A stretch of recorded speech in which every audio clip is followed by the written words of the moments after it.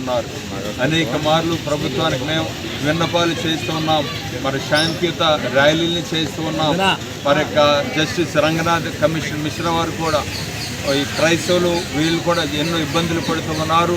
మరి ఇతర మతాల్లో ఉన్న దళితుల స్థితిగతులు ఎలాగున్నాయో క్రైస్తవ మతం స్వీకరించిన వారి దళితుల స్థితిగతులు కూడా అదే విధంగా ఉన్నాయని చెప్పని వాళ్ళు నివేదిక సమర్పించారు. అయితే ఆ నివేదికను ప్రక్కన పెట్టి మరి ఈ మధ్య ప్రభుత్వం వేరే కమిటీ వేశారు కనుక మరి ఈ జస్టిస్ రంగనాథ్ మిశ్రా గారి కమిటీ సిఫారసుల్ని ప్రభుత్వం అంగీకరించి వాటిని తక్షణమే అమలు చేయాలని కోరుతున్నాం.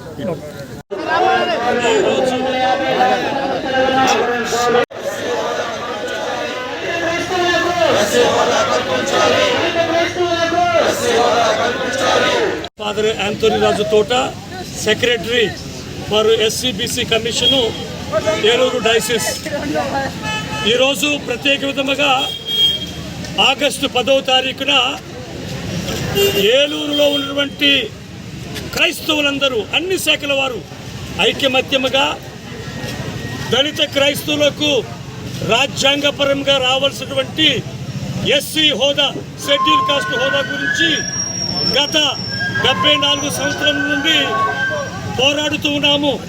ఈరోజు క్రైస్తవులకు ఎస్సీ హోదా ఇవ్వాలి, మతము మారినా కులము మారదు అన్న నినాదంపై ఈరోజు ఏలూరు నగరం ఉన్నటువంటి అందరు క్రైస్తవులు అన్ని శాఖల వారు ఈ ఎస్సీ హోదా గురించి పోరాటం చేస్తూ ఉన్నారు. హక్కులను మత స్వేచ్ఛను కల్పించడం జరిగింది.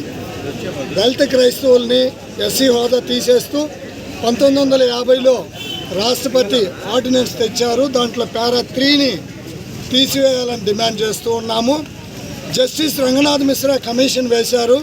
మరి దళిత క్రైస్తవులకి ఎస్సీ హోదా ఇవ్వాలని కూడా రంగనాథ్ మిశ్రా కమిషన్ చెప్పింది. అలాగే జస్టిస్ బాలకృష్ణ కమిషన్ను కాలయాపనకు వేశారు.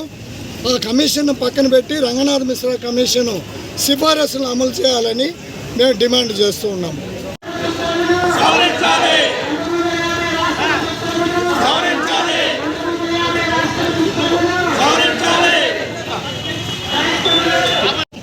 దళిత క్రైస్తవులకు రిజర్వేషన్ కావాలని చెప్పి బ్లాక్ డేగా భారతదేశం క్రైస్తవులందరూ కూడా అబ్జర్వ్ చేస్తున్నారు.